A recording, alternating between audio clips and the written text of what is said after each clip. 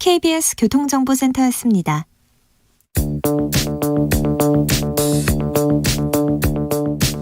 대한민국 정치의 새로운 100년을 준비한다. 21세기형 국회 싱크탱크 정치연구소 영앤영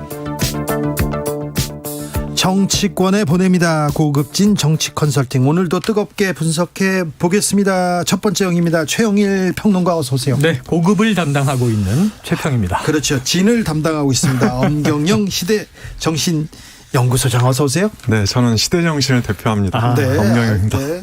우아하다. 깻잎 축제가 있다는 거 들어보셨어요? 아니요? 정말요? 담양에 산타 축제가 있습니다. 아, 있긴 있겠죠. 산타의 고향이 담양이랍니다. 아, 정말요? 네. 깻잎 축제는 알겠는데 네. 산타는 왜? 잘 모르겠어요. 아, 그냥? 네.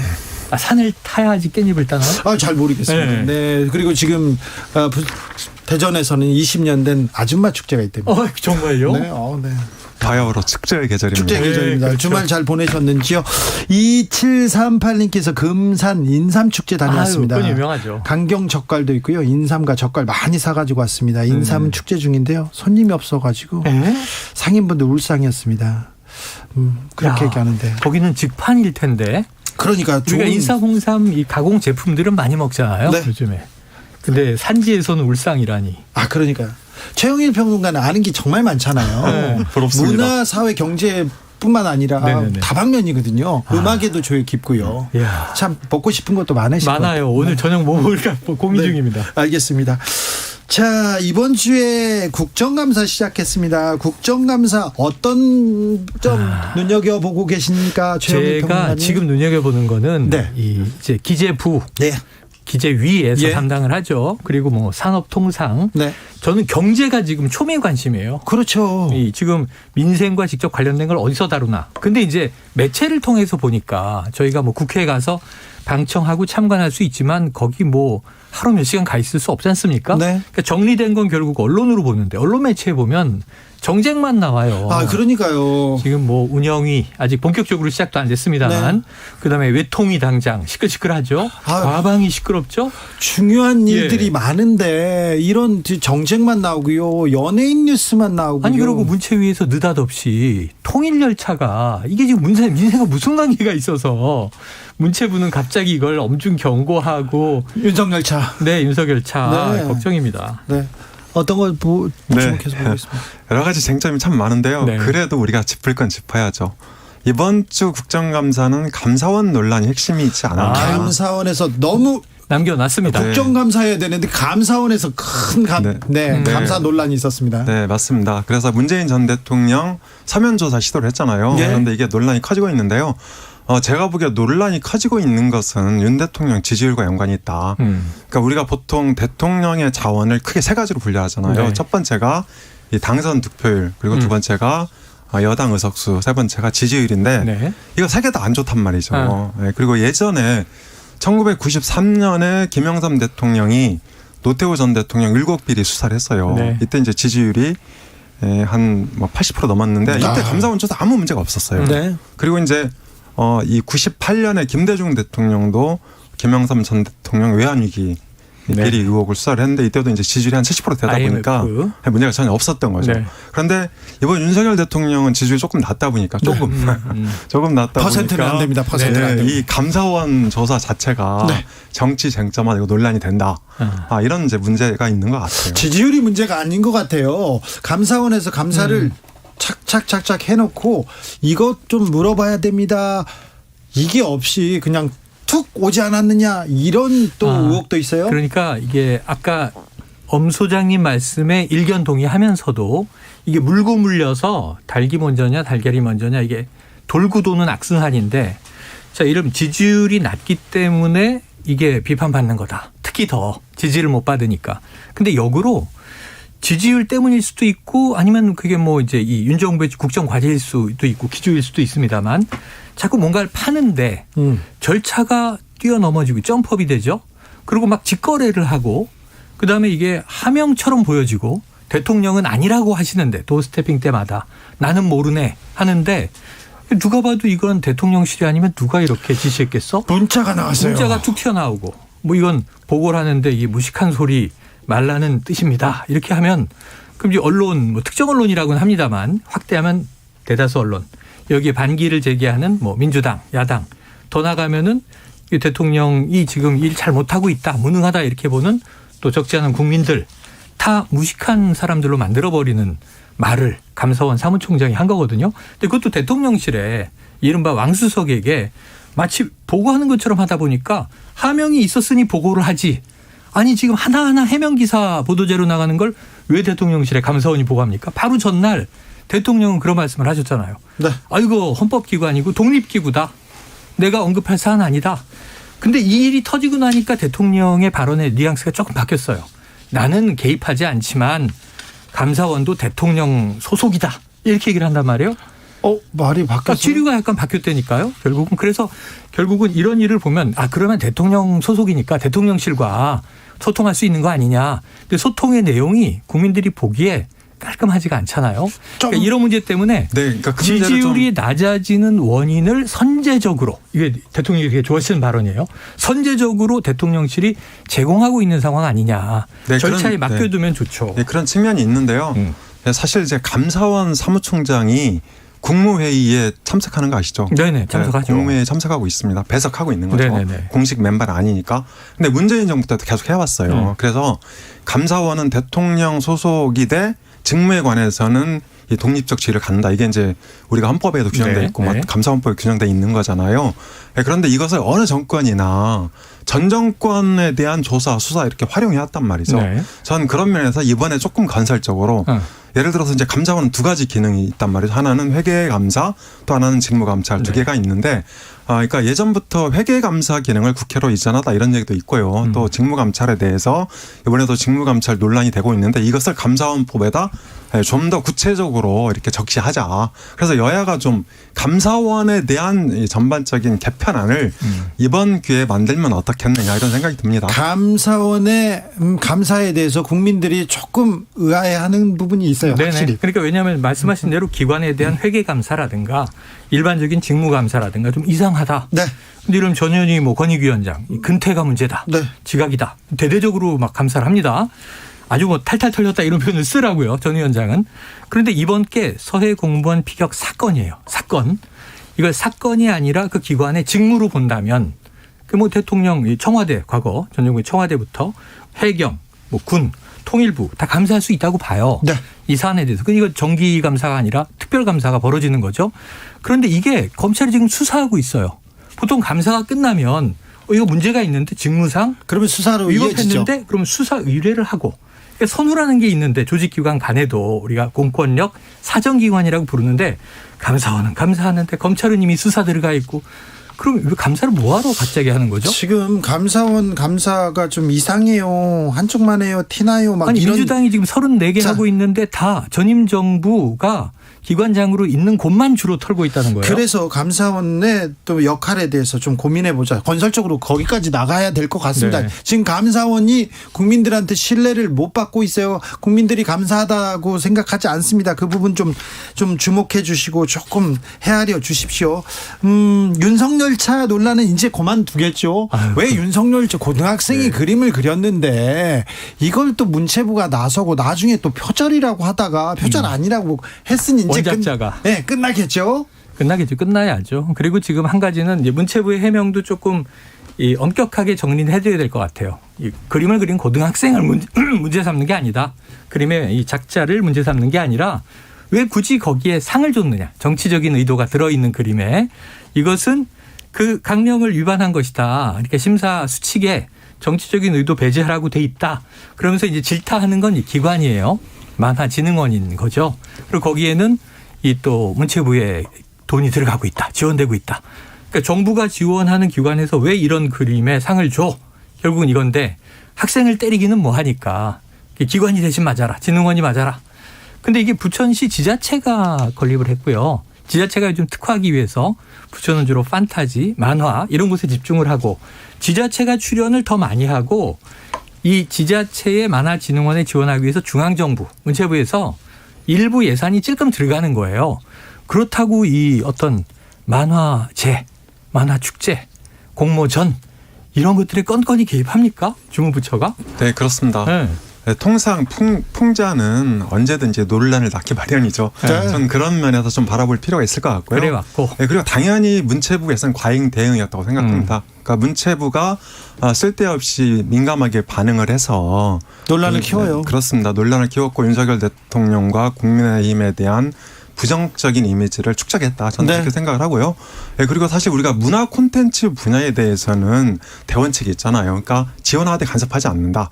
그래서 이런 원칙을 지켰기 때문에 우리가 이 K 콘텐츠나 한류가 세계적인 되고 있는 바람을 거죠. 그럼요. 네, 그래서 이런 부분은 그러니까 우리가 이 문화 콘텐츠 분야의 대타협을 통해서 네.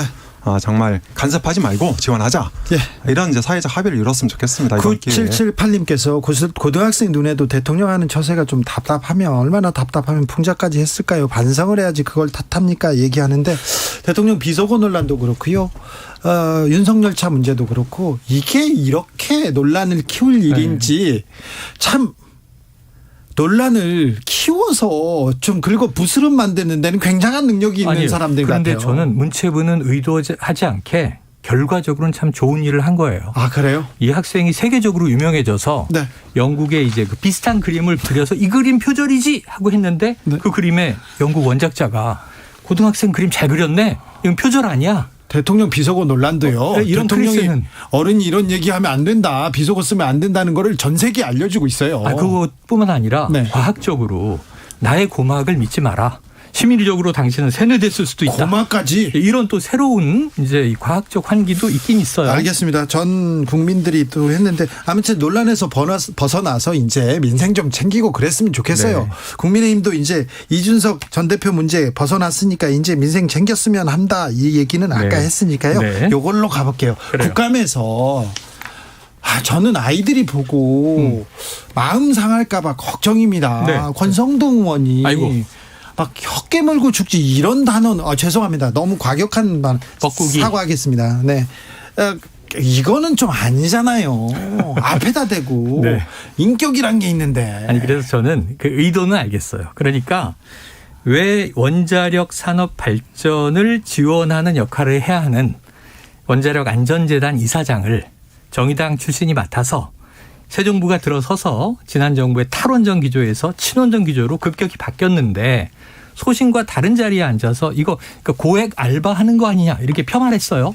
아니 자리를 폄하한다고 권 의원 본인이 말씀하셨지만 사실은 굉장히 모욕을 준 거죠. 그러다 못해 끝에 나온 말이 뻐꾸기는 왜 다른 둥지에 알을 낳는다고 하잖아요. 그걸 빗댄 걸로 이제 해석이 되는데 그러면서 이게 이 정도면 이게 혀 깨물고 뭐 어떻게 해야 되는 거 아니냐 하는 표현까지 등장을 해서 이게 좀 시끌시끌 논란이 됐습니다. 그래서 저는 국회의원의 품위, 품격, 특히 언어의 절제.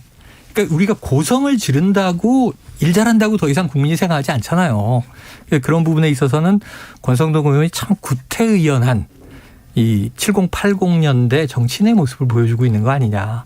조금은 더 세련되게 업그레이드 되셔야 되는데 자기 학습은 잘 안 하시는 것 같습니다. 윤핵관의 핵심이라고 하시는 분이 이렇게 얘기하면 지금 이것도 부담 주는 거예요. 네, 저도 최영일 평론가 말씀 대체로 동의하고요.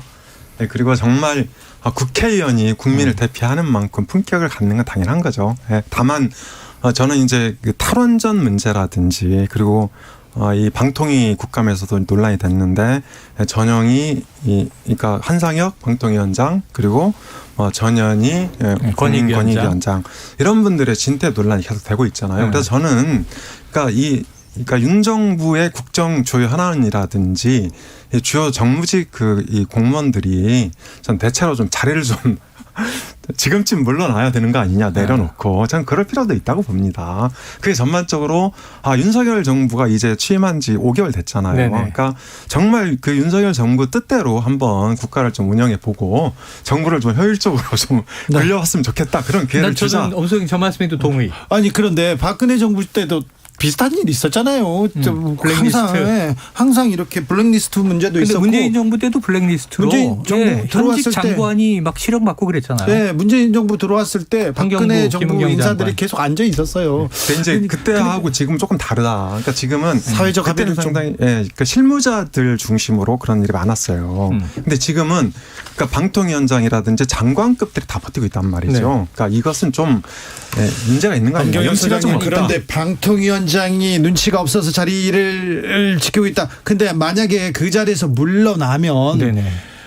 방송계, 언론계에서 있을 일이 아니 그래서 저는 그 얘기인데 이 전임 정부에서 임명한 기관장들 중에 물러난 사람도 있어요. 또 물러나기로 결심한 사람도 있고 곧 물러날 사람도 있고 뭐 임기가 닥쳐온 사람도 있고. 근데 임기가 길게 남아서 알박기라고 이른바 권성동 의원이 주장하는 그런 경우를 보면 지금 이제 방통위. 근데 방통위가 물러나고 싶어도 못 물러나게 만드는 명분을 권 의원이 주고 있어요. 뭐라 그랬냐면 방송사가 다 노조에 장악돼 있다. 이 방송사들은 다 노조에 장악돼 있습니다. 누가 장악돼 있는지 그거 참 어떻게. 그리고 MBC는 심각합니다. 이게 이 MBC는 동맹을 훼손하려는 그 조작, 네. 자막 조작까지 했답니다. 그런데 오늘 이 탈원전, 친원전 보시자고요. 이렇게 얘기를 해요.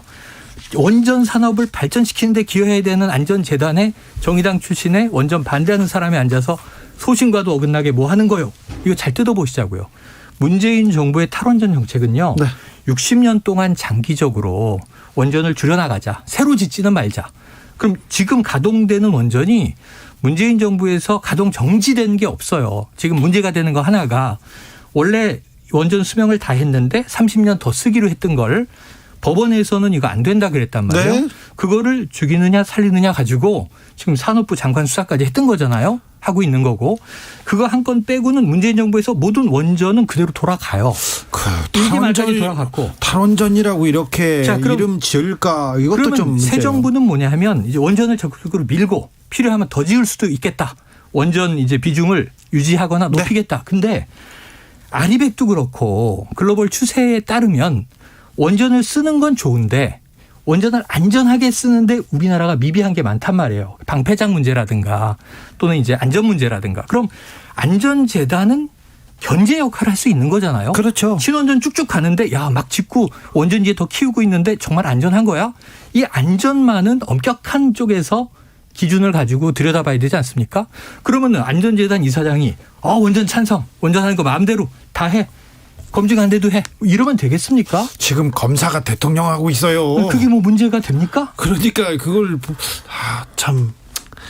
자, 0328님께서 저희 아들 7살입니다. 뉴스 즐겨보고 주진우 라이브 팬입니다. 아유. 어른들, 정치인들, 아이들에게, 청소년들에게 부끄럽지 않게 일 좀 해주세요. 일도 열심히 하고 저희들은 비속어 그런 거 절대 안 하겠습니다. 절대 안 하죠. 절대. 잘못하면 바로 사과하겠습니다. 그럼요. 네. 3123님, 왜 우리 정치는 품격과 아량 없이 배척과 징후로 덮여가고 있을까 궁금합니다. 안타깝습니다. 저희들도. 정치는 매듭을 푸는 역할을 해야 되는데 매듭을 지으려고만 하는 것 같아서 뉴스보다 답답합니다. 갈등이 좀 해소되고 미래를 위해서 희망을 보여줘야 되는데 우리 정치가 아직 그러지 못하고 있습니다.